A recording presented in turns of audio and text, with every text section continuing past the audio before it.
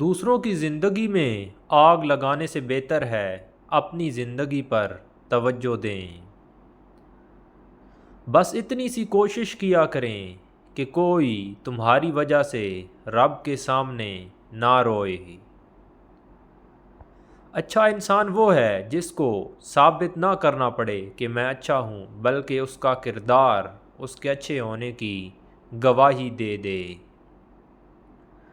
ہم اکثر بڑی بڑی خواہشات کے پیچھے چھوٹی چھوٹی کامیابیوں پر خوش ہونا چھوڑ دیتے ہیں۔ وقت کے سمجھانے کا طریقہ سخت اور تلخ ہوتا ہے، مگر اس کی سمجھائی ہوئی بات ساری عمر کے لیے سمجھ میں آ جاتی ہے۔ منفی سوچ رکھنے والوں کو آپ جتنا کم جواب دیں گے، آپ کی زندگی میں سکون اتنا ہی زیادہ ہوگا۔ واسطے پڑھیں تو کردار کھلتے ہیں، باتوں سے تو ہر شخص پارسا ہے۔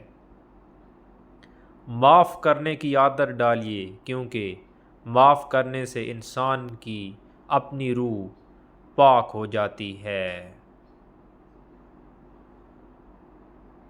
اپنے اس حصے کو مار ڈالو جو آپ کو بتاتا ہے کہ آپ دوسروں کے بغیر زندہ نہیں رہ سکتے۔ اللہ اپنی مدد خاص انہی لمحوں میں بھیجتا ہے جو تمہیں مایوس کیے ہوئے ہوتے ہیں۔ مشکل حالات میں کیے جانے والے سخت فیصلے ہمیں اکثر آنے والی سختیوں سے بچا لیتے ہیں۔ کام کرتے رہنا کامیابی ہے، اور کام کے ساتھ نا کا اضافہ ہو جائے تو ناکامی بنا دیتا ہے۔ کل کی پریشانی کے لیے اپنے آج کی خوشی حذف مت کریں، ہو سکتا ہے کل وہ پریشانی ہی نہ آئے۔ فکر میں رہو گے تو خود جلو گے، بے فکر رہو گے تو دنیا جلے گی۔ افسوس، انسان چاند پر تو پہنچ گیا، سمندر کی تہہ میں تک پہنچ گیا، مگر افسوس انسان نے انسانیت تک نہ پہنچ سکا۔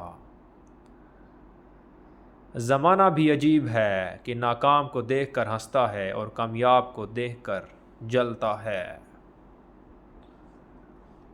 نصیحت وہ سچی بات ہے جسے ہم کبھی غور سے نہیں سنتے، اور خوشامد ایک ایسی بدترین دھوکہ ہے جسے ہم پوری توجہ سے سنتے ہیں۔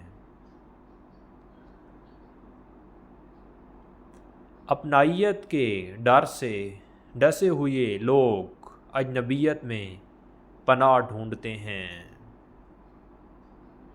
غریبوں کی ہائے اور فارغ لوگوں کی رائے کبھی نہیں لینی چاہیے، کیونکہ غریبوں کی ہائے انسان کی زندگی برباد کر دیتی ہے۔